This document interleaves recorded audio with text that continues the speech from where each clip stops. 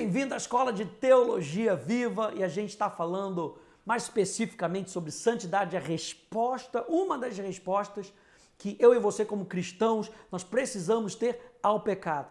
E nós vimos na aula passada como eu e você precisamos responder ao pecado. Eu consigo viver fora da contaminação, não pelo meu alto esforço, não pela minha justiça própria, mas por causa da graça de Deus. Porque a graça de Deus me educa, a graça de Deus me ensina, a graça de Deus é o favor de Deus, eu compreendendo aquilo que Jesus Cristo fez na cruz do Calvário por mim e por você. A graça de Deus nos leva a sermos atraídos para mais perto de Deus. Nós falamos que ser santo é ser separado para. Então, falar de graça, eu preciso falar sobre santidade. Eu preciso falar sobre santificação, de ser atraído cada vez mais perto de um Deus que é santo. Aleluia! E é por isso que eu quero ver com você hoje essas duas partes da santidade. Algo que já foi feito e algo que eu preciso fazer. Olha só, fica aí comigo. Antes que a gente possa se lançar nesse entendimento desse estilo de vida santo que Deus planejou para mim e para você, é importante então a gente entender essas duas partes da santidade. A primeira é, eu e você somos justiça de Deus. E esse é o presente de Deus para nós. Aquilo que Deus deu para mim e para você. E a segunda parte é de nós sermos irrepreensíveis. A Bíblia fala de nós sermos santos e irrepreensíveis, íntegros e irrepreensíveis. E essa parte de nós sermos irrepreensíveis é uma caminhada, é um processo. Então, quando a gente fala de nós sermos justiça, a justiça é o ponto de partida da vida cristã. É onde tudo começa pra gente. É onde Deus declara que eu e você somos perdoados. É onde Deus declara que o nosso passado foi apagado. É uma declaração judicial. É onde Deus diz para você, está perdoado. Não olhe mais para trás para o seu passado, agora olhe para frente. Olhe para tudo aquilo que Deus tem para você. É algo que não pode ser conquistado. Quando nós falamos de santidade, é algo que não pode ser conquistado. A natureza santa que habita dentro de você não pode ser conquistada, ela foi dada para você. Eu e você somos santos, eu e você somos justos, porque nós fomos justificados, eu e você fomos feitos santos. Veja, ele não somente apagou o seu pecado, apagou a sua natureza pecadora, recriou você, tocou nas suas coisas e fala, vai fundo, Tafarel. Não, ele fala, agora você tem um propósito. Você foi justificado e você recebeu uma nova identidade por conta de um propósito. E dentro desse propósito nós entendemos que eu e você fomos separados para Ele. Ser santo é ser separado para Ele. Ser santo não é um processo onde pessoas se esforçam. Quando a gente fala de santificação, e eu acho que eu citei isso na aula anterior, santificação não é um processo onde a gente se esforça para ser santo. Aqui é esse ponto da justiça. Eu e você na santificação não estamos querendo nos tornar santos. Por quê? Porque eu e você já fomos feitos santos em Cristo Jesus pelo sangue de Jesus. Quando a gente olha para a consagração do sacerdote, duas coisas aconteciam na consagração do sacerdote. Primeiro, ele era consagrado pelo sangue. E Moisés tocava lá em Arão, nos seus filhos, no lóbulo, né, da sua orelha, no seu dedão da mão, do seu dedão do pé. E tudo isso tinha uma marca. O sangue marcava a maneira como eles ouviam, a maneira como eles tocavam nas coisas e como eles caminhavam. A nossa jornada tem que ser marcada pela consciência da obra redentora de Cristo Jesus no Calvário, o que Ele nos fez.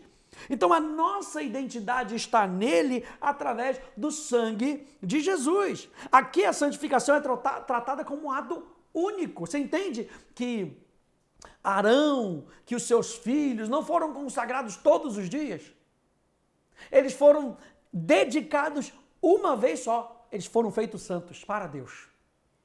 Isso aqui é uma parte, a gente vai ver uma outra parte. Essa aqui é a primeira parte. Eu e você fomos consagrados a Deus pelo sangue de Jesus. Aleluia! Deus nos separa para o seu próprio prazer. Olha só, Hebreus capítulo 13, no verso 12. Olha só o que diz o escritor de Hebreus. Em Hebreus capítulo 13, no verso 12, ele nos lembra, por isso também Jesus, para santificar o povo, pelo seu próprio sangue, sofreu fora da cidade. Para santificar o povo, pelo seu próprio sangue. Ou seja, existe uma santificação inicial. E essa santificação inicial é quando ele nos torna santos. Nós já vimos que nós já fomos feitos filhos de Deus.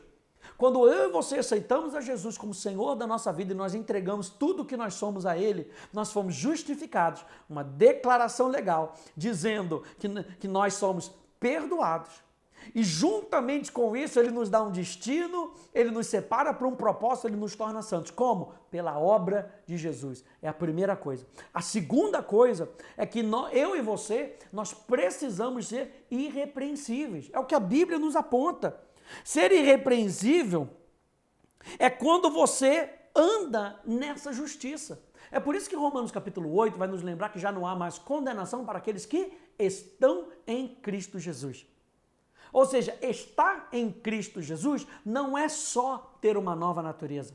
Não é só saber que é santo. Estar em Cristo Jesus demanda uma caminhada de viver. É por isso que na continuação de Romanos capítulo 8, está falando de viver na carne ou viver no Espírito. Porque quem está em Cristo Jesus vive no Espírito.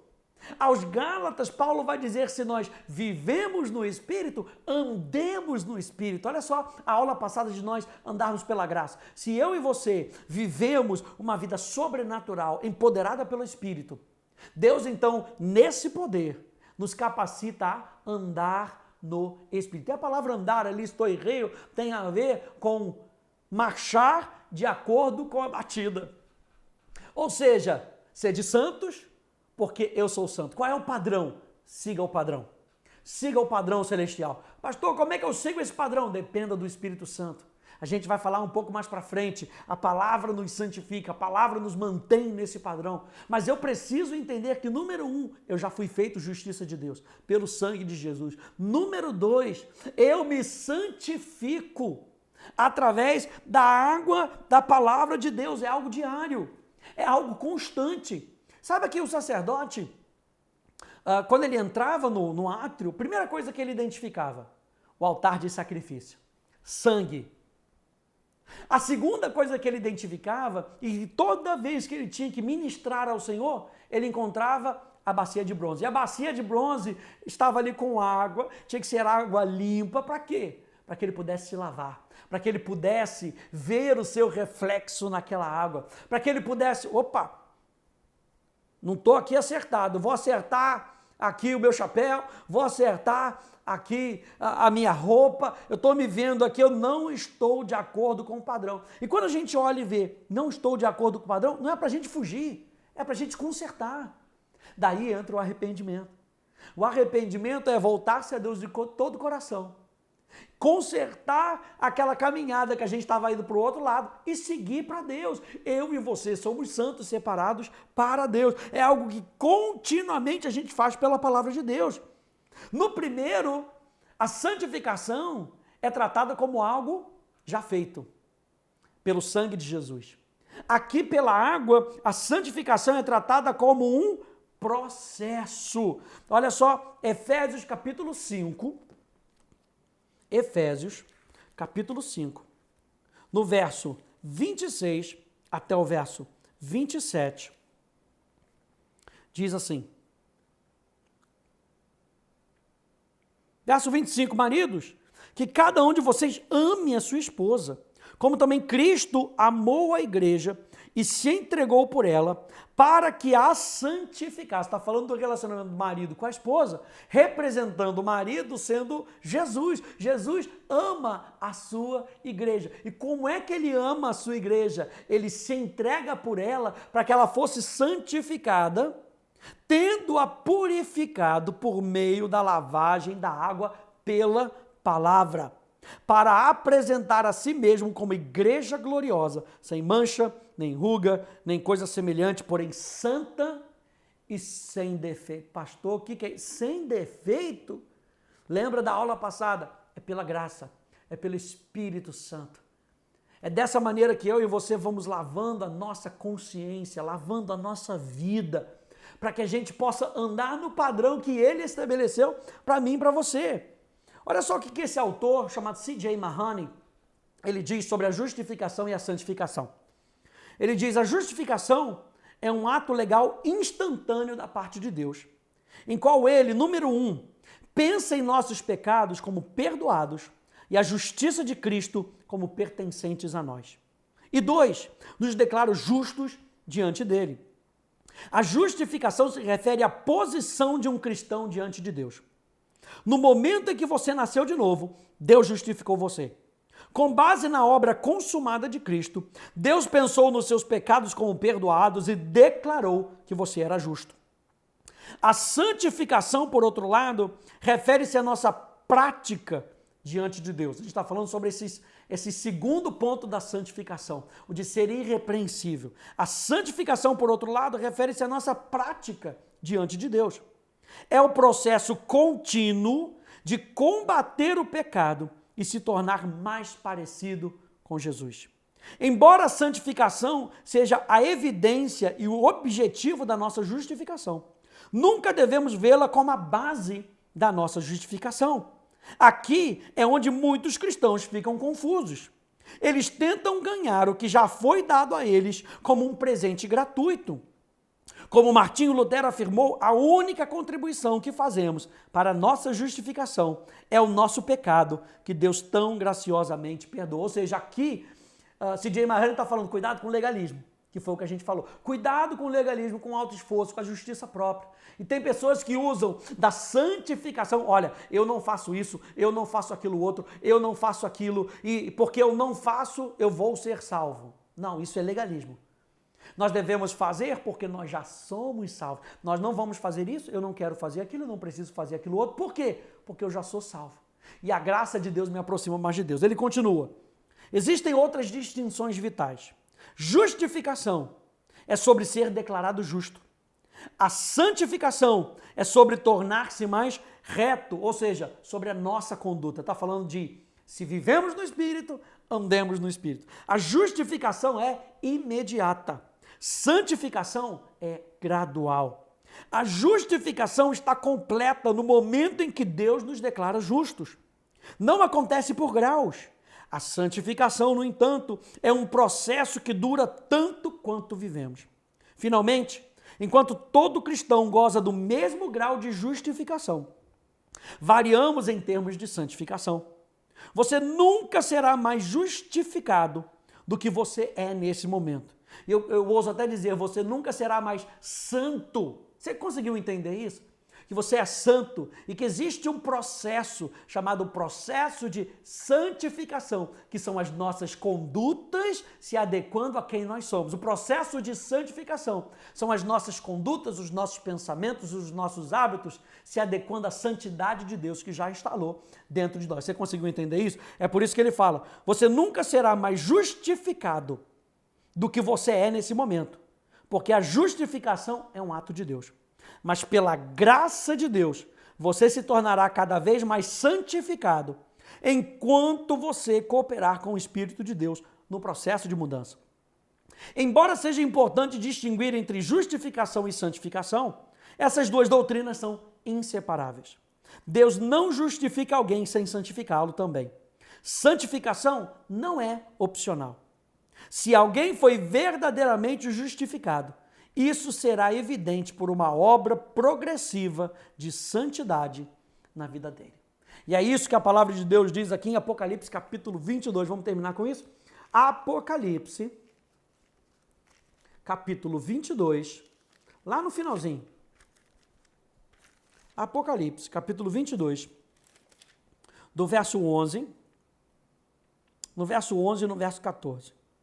Diz assim: continue o injusto a fazer injustiça, e continue o imundo a ser imundo. O justo continue na prática da justiça. E agora, olha essas duas realidades, do santo e da santificação. E o santo continue a santificar-se. O justo continue na prática da justiça. E o santo, quem é santo? Eu e você somos santos em Cristo Jesus, porque o Espírito Santo veio habitar dentro de nós, então nós temos agora um processo de santificação. O santo continue na prática de santificar-se. Verso 14, bem-aventurado é aqueles que lavam as suas vestes, para que tenham direito à árvore da vida e entrem na cidade pelos portões. Bem-aventurados são aqueles que continuam na prática da santificação. Bem-aventurado aqueles que lavam, e lavar aqui é um ato contínuo, não aqueles que lavaram. Aqueles que lavam, você notou isso na palavra de Deus? Aqueles que lavam algo contínuo as suas roupas, lavam as suas roupas das impurezas. Onde? No sangue de Cristo, ou seja, naquilo que Ele já fez na cruz do Calvário, na consciência de quem nós somos. Quando nós pegamos a palavra de Deus e nós identificamos quem nós somos em Cristo Jesus, é isso que está dizendo aqui no verso 14, lavar-se no sangue do Cordeiro, está falando, lembra aquilo que Jesus já fez por mim e por você? Então lava a sua consciência com base naquilo que Jesus já fez e com base em quem você se tornou em Cristo Jesus. Na próxima aula, eu quero dar continuidade nesse assunto, nesse processo de santificação, nos lembrando lá de Jeremias, sobre aquele vaso de barro e como é que é esse processo de santificação que Deus vem fazendo na nossa vida, tá bom? Deus te abençoe, no nome de Jesus. Tchau, tchau.